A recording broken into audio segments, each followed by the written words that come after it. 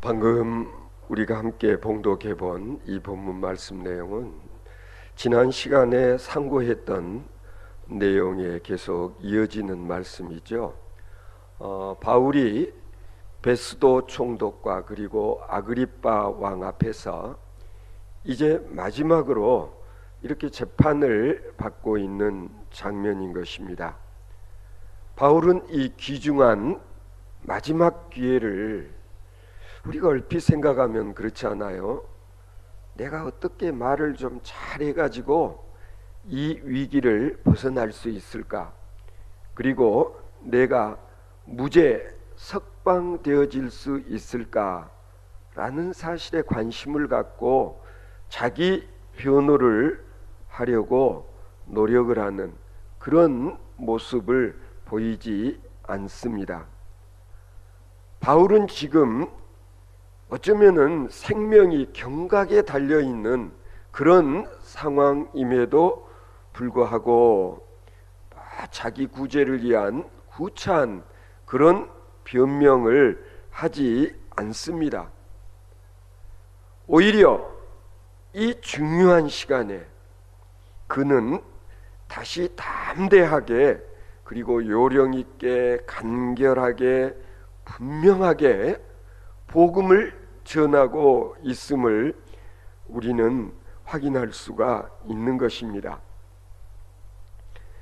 구차한 자기 자신을 위한 변명보다는 오히려 담대하게 예수 그리스도를 증거하고 그리고 자기가 만난 예수 그리스도에 대해서 간증을 하고 있는 것을 볼 수가 있는 것입니다.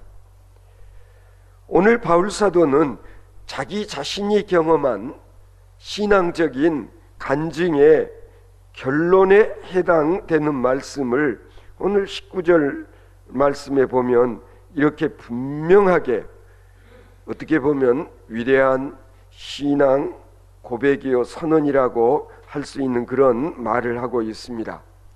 아그리빠 왕이여, 그러므로 하늘에서 보이신 것을 내가 거스르지 아니하고, 하늘에서 보이신 것을 내가 거스리지 아니한다.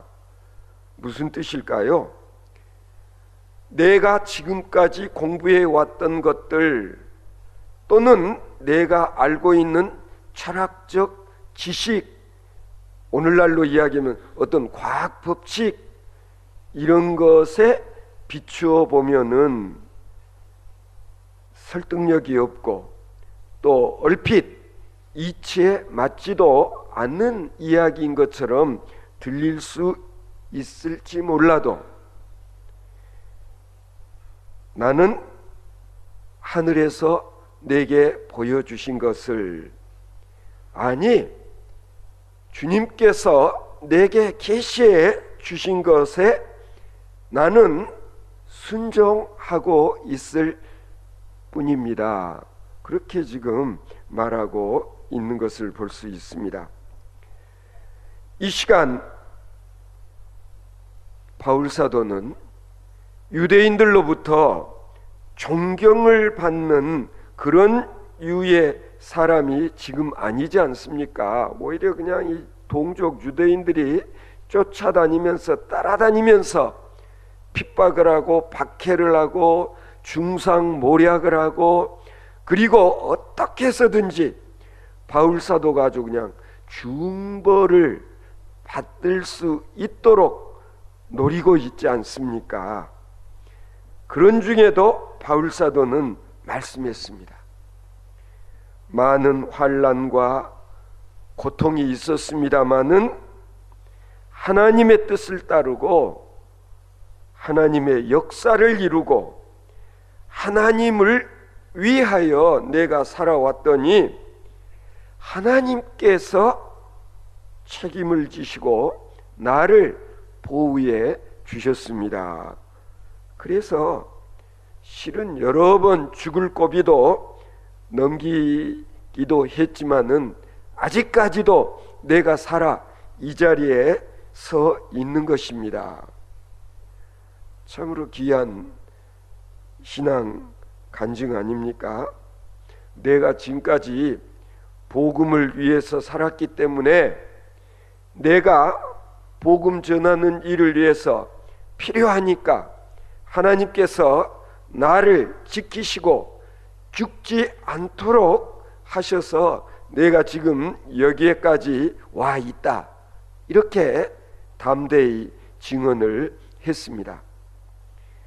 돌이켜 생각해 보면 인간적으로는 도저히 내가 살아남을 수 없는 그런 위기적인 상황이 몇 번씩이나 있었습니다.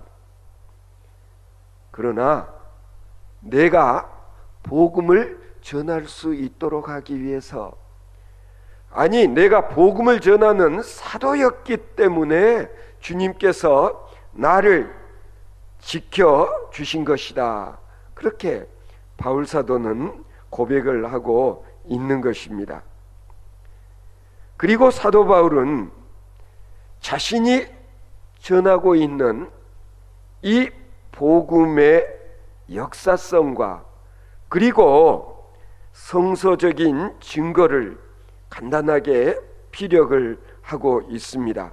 22절 23절을 한번 보시면은요, 선지자들과 모세가 예언해온 바가 있습니다.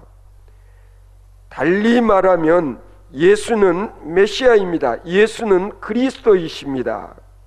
그 예언이 성취되었습니다.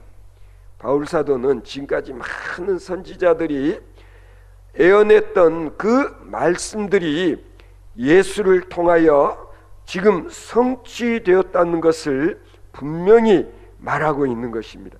바로 여기에 복음이 있습니다. 예수가 곧 그리스도시요 그분이 메시아라는 사실이 복음이다 라고 그렇게 말하고자 하는 것입니다.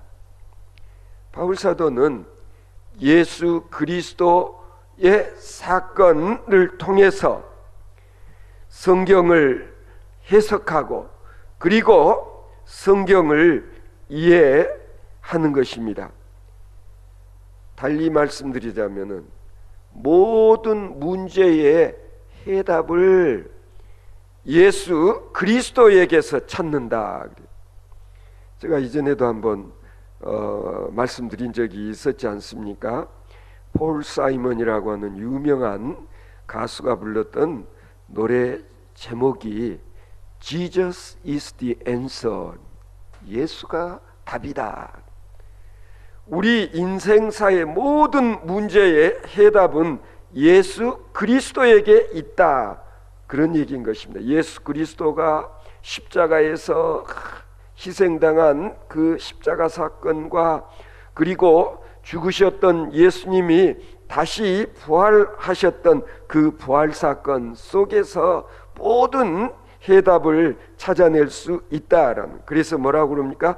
당신들이 죽이고 하나님께서 부활시키신 예수 그리스도, 이 사건 속에서 성경에서 수천 년 동안 예언해 왔던 메시아에 대한 그 모든 것들이 예수를 통하여서 성취되었고, 내가 이것을 증거하고 이 사실을 전파하는 일로 인하여서 내가 지금 고난을 당하고 있는 것입니다. 지금 이런 내용의 말을 바울 사도가 하고 있는 것입니다. 그리고 또 뭐라고 말씀하고 있죠? 이것은 이방인의 빛입니다. 예수 그리스도야말로 이방인의 빛이다. 예수 그리스도는 유대인의 메시아이기도 하지만은 예수님께서 말씀하시지 않았습니까? 나는 길이요 진리요 생명이다. 나는 세상의 빛이다. 그렇게 말씀하시지 않았습니까? 나는 바로 이방인들에게 빛 되시는 예수 그리스도를 증거하고자 한다. 이 일로 인해서 내가 지금 고난을 당하고 있는 것입니다. 내가 왜 이렇듯 고난을 당하면서도 일을 하지 않으면 안 되는가? 여러분은 그 이유가 뭐라고 생각하십니까? 바울사도는 말씀을 하고 있습니다. 뭐냐면 나는 복음에 빚진 자라고, 나는 복음에 빚을 진 자이기 때문에 나는 복음을 전하지 않을 수가 없다라는 거예요. 여러분 로마서 1장 14절을 보시면은요, 헬라인이나 야만인이나 지혜 있는 자나 어리석은 자에게 다 내가 빚진 자라. 바울 사도의 사도로서의 자기 정체성을 이렇게 말하고 있지 않습니까? 그러므로 내가 이 빚을 갚기 전에는 나는 결코 자유로울 수가 없다는 얘기. 여러분 그렇지 않습니까? 사실 내가 누군가에게 빚을 졌다고 한다면 내가 이 빚을 갚기 전까지는 그 사람으로부터 자유로울 수가 없어요. 때로는 그렇잖아요. 빚을 져가지고 내가 이 집에 종노릇하고 머슴처럼 생활하고 있는데 내가 자유롭게 되어질 수 있는 방법은 뭡니까? 빚을 갚는 거예요. 아니면 빚을 탕감받든가 말입니다. 그래서 바울사도가 말하기를 나는 복음의 빚을 졌기 때문에 이 빚을 갚기 위해서 내가 지금 이런 수고를 하고 있는 것이라고 그렇게 말씀하고 있지 않습니까? 그뿐만이 아닙니다. 고린도전서 9장 16절에 보면은요, 바울 사도께서 이런 말씀도 하셨어요. 내가 만일 복음을 전하지 아니하면 내게 화가 있을 것이로다 그랬어요. 사도 바울은 이런 심정으로 복음을 전했다는 거죠. 나는 하여튼 복음 전하는 일을 하지 않으면 내가 화를 당할 것이라고. 그래서 때를 얻든지 못 얻든지 하여튼 기회만 주어지면 나는 지금까지 복음을 전하는 그런 사명을 감당해 오고 있습니다. 바울사도의 말씀이에요. 나는 예수의 포로가 되었기 때문에, 예수를 핍박했던 사람이기 때문에 이제는 내가 복음을 전하지 않는다면 내 남은 생의 의미가, 아니 존재 의미가 없다. 그래서 만약 내가 복음을 전하지 않는다면 내게 화가 있을 것이라고 그렇게 바울 사도가 말씀하고 있는 것입니다. 이해가 가시죠? 한때는요, 제가 정말 예수 믿는 사람들 많이 괴롭혔습니다. 처단하는 일에 앞장섰습니다. 그런 내가 뒤늦게 이제 그리스도에게 붙잡힌 바 된 사도가 되었기 때문에 내가 이전에 잘못했던 그런 일들에 대해서 은혜를 갚기 위해서 내가 이렇듯 복음 전하는 일에 전심전력을 하고, 그리고 내 생의 목적을 여기에 두고 있는 것입니다 라고 바울사도가 말씀을 하고자 하는 것입니다. 여러분 오늘 보면 또 24절을 보시면은요, 바울이 이같이 변명하매 베스도가 크게 소리내어 이르되 바울아 내가 미쳤도다. 내 많은 학문이 너를 미치게 한다 하니 그랬어요. 여기 좀 재밌는 표현 아닙니까? 지금 로마 총독이 바울 사도를 볼 때에는 저 친구 완전히 미친 자, 미쳤구만, 그런 느낌이 들었어요. 여기에서 미쳤다라는 말은 헬라어로 마이네라고 합니다. 그리고 우리가 말하는 소위 미치광이 미친놈 그런 표현 쓰지 않아요. 그 말은 마이니안이라는 헬라어를 사용을 합니다. 눈치채셨죠? 영어 마니아라는 말은 이 헬라어가 영어가 된 것이구나 라는 것을 알 수가 있습니다. 원래 이 영어 마니아라는 말은 미쳤다라는 뜻인데, 이 말의 의미는 또 광적인 그런 의미도 있는 거예요. 아닌 게 아니라 요즘 현대인들 가만히 보면 뭔가에 미쳐 사는 사람들 많잖아요. 스스로 나는 낚시광이다. 무슨 뜻이에요? 나는 낚시질 하는데 미쳤다는. 나는 오디오 마니아다. 뭐예요?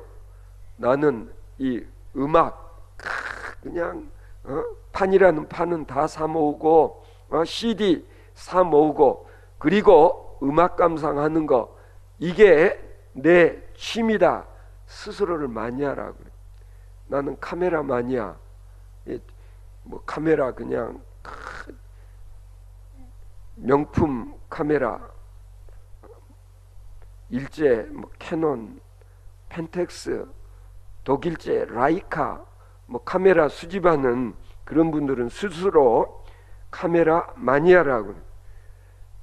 우리가 생을 살아가면서 뭔가 취미생활 한 가지 정도는 있는 게 좋고, 다른 사람들로부터 마니아라는 말을 듣는 것 괜찮다고 생각을 합니다만, 지금 베스도 총독 눈에 비친 이 바울이라는 사람은 보니까 광은 광이에요.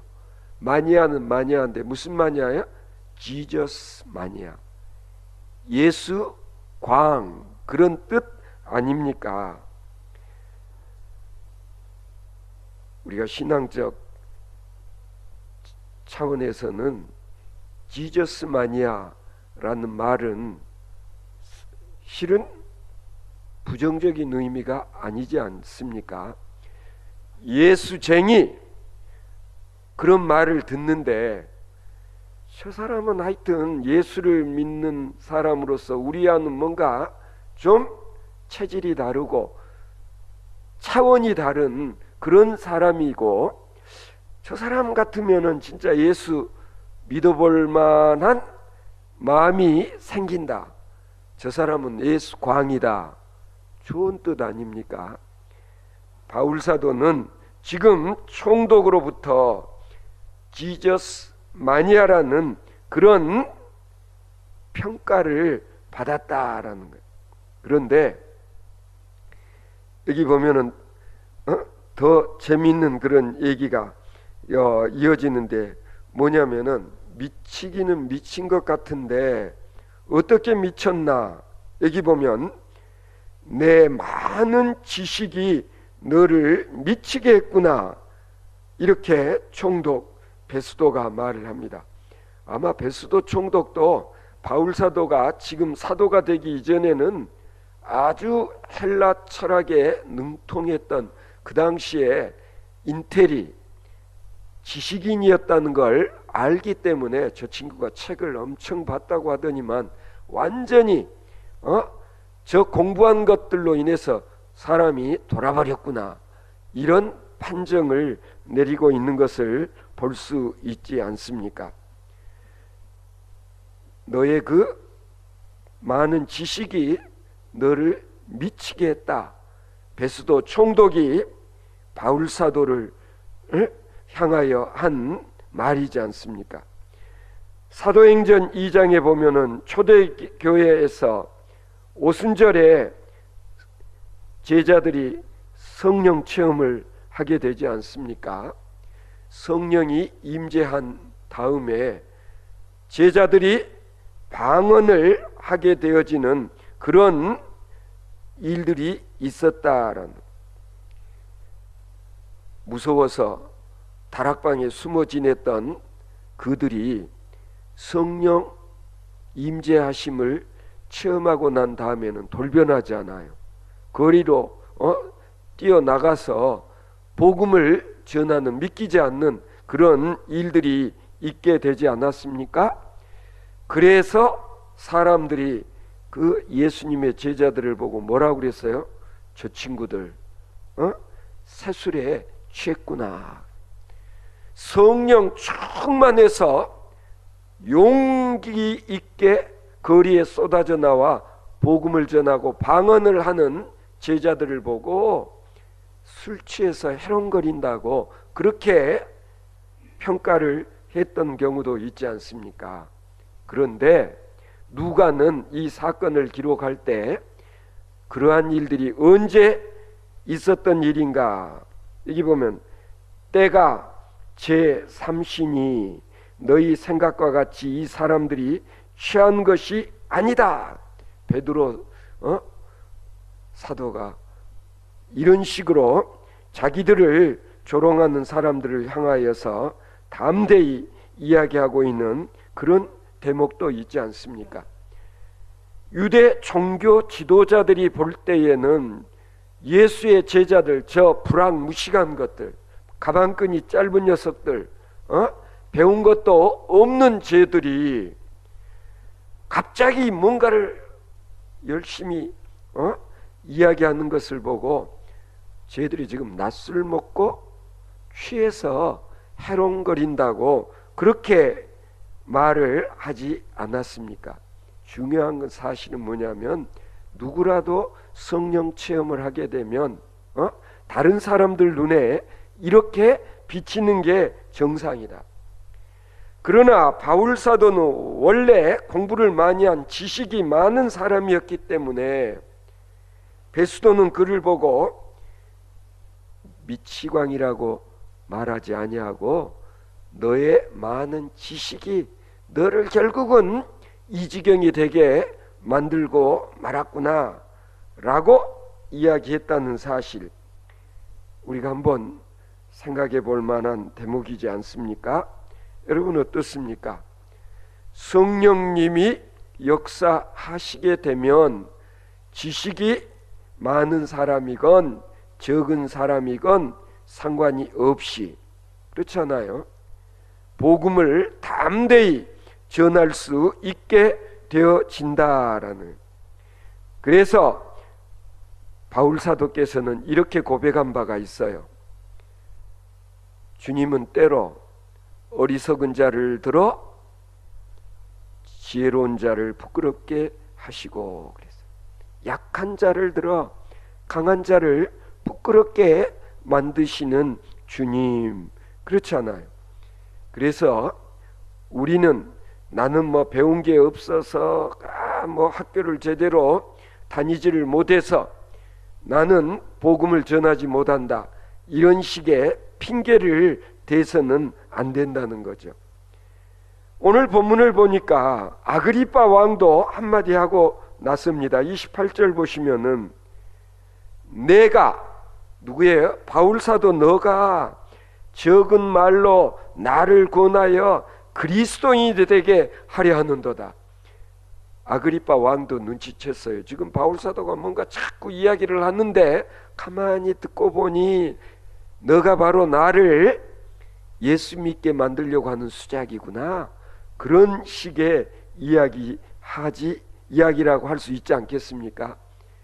요 대목을 보면은요, 벌써 그 사이에 바울 사도의 말을 들은 아그리빠 임금의 마음도 좀 흔들렸구나. 벌써 아그리빠 왕도 뭔가 자기가 흔들리고 있다는 걸 이렇게 고백하고 있지 않습니까? 네가 이런저런 말로 지금 날 예수쟁이, 그리스도인 되게 만들려고 하는구나.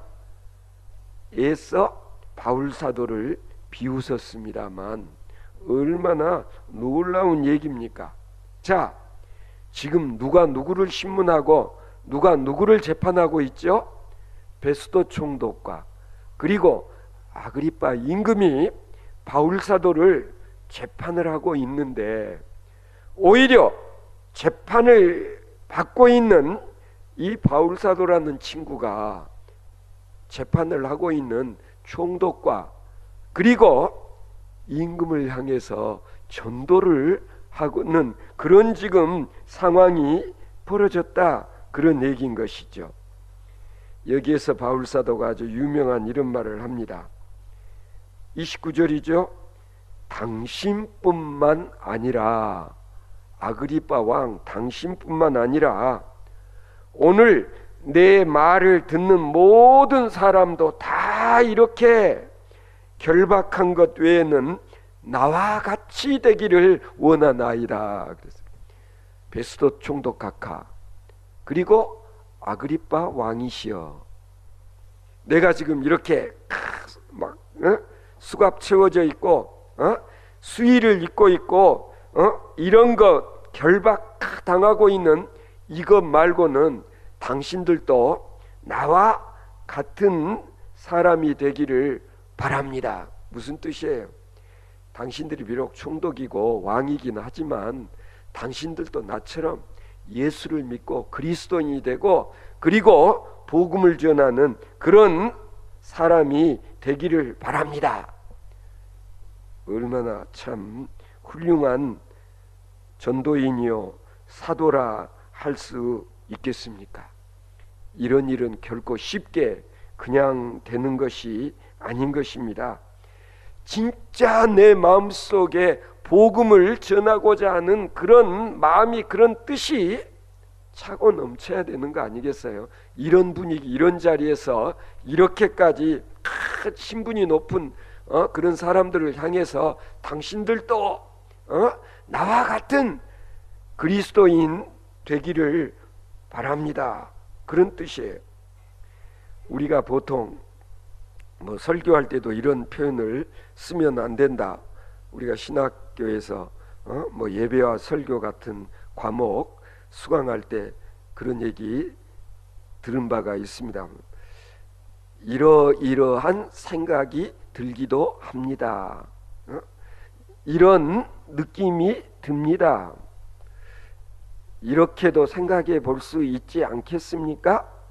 이런 식의 미적지근한 어투를 가지고 설교해서는 안 된다는 것이죠. 나는 예수를 믿습니다. 그는 그리스도이십니다. 예수 믿으면 죄사함을 받을 수 있습니다. 영생을 소유할 수 있습니다. 예수를 믿으면 죽어도 끝이 아니라 천국에 갈 수 있습니다. 이런 복음의 핵심을 간단 명료하게 명확하게 말할 수 있어야 된다라는 거예요. 그런 바울 사도를 보고 베스도 총독은 네가 정녕 미쳤다. 네가 정녕 미쳤다. 어디야, 여기 어디 안전이라고 우리 앞에서 이런 느낌으로 이런 말을 했을 것이라고 여겨집니다. 여러분, 모든 사람이 다 나와 같이 되기를 바란다. 나는 정말 지금 이 복음이라는 것에 목숨 걸었습니다. 생명을 걸고 내가 당신들에게 이와 같은 사실을 말씀드리는 것입니다.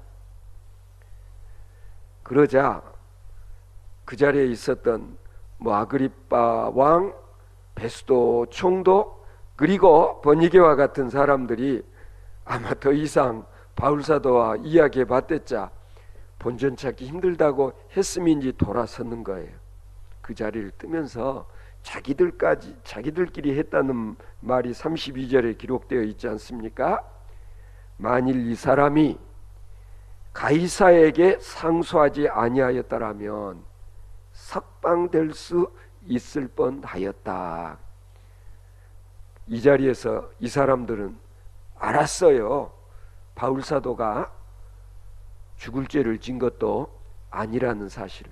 그래서 바울 사도가 로마 총독에게 재판받고 싶다고 가이사에게 보내달라고 하지 않았더라면 우리가 오늘 이 자리에서 이 친구 석방시켜 줄 수도 있었는데 참 안 됐다.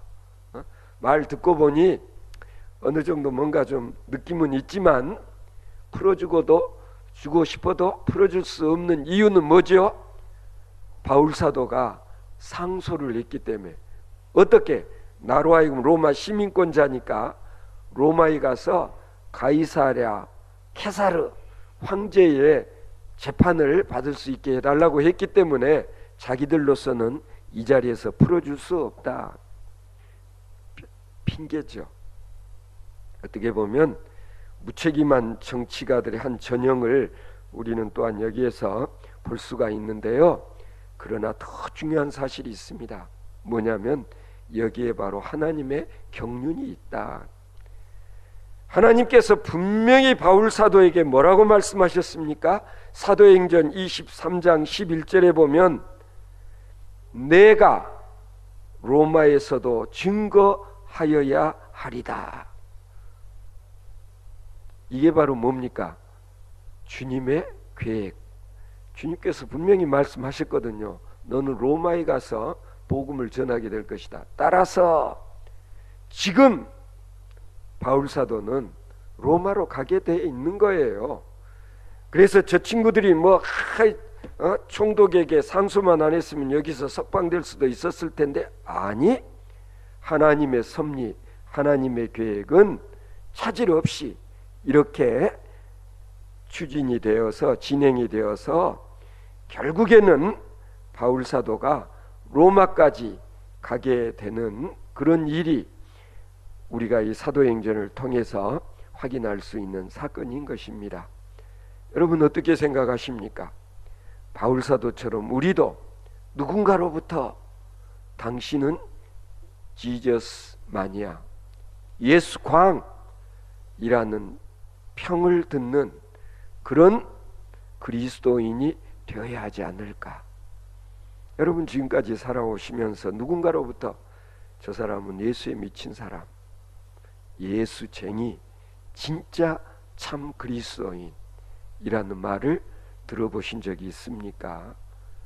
들어보지 못했다면 바울 사도처럼 너는 정녕 예수에 미친 자로다 라는 그런 말을 들을 수 있는 저와 여러분들 되어질 수 있기를 바랍니다.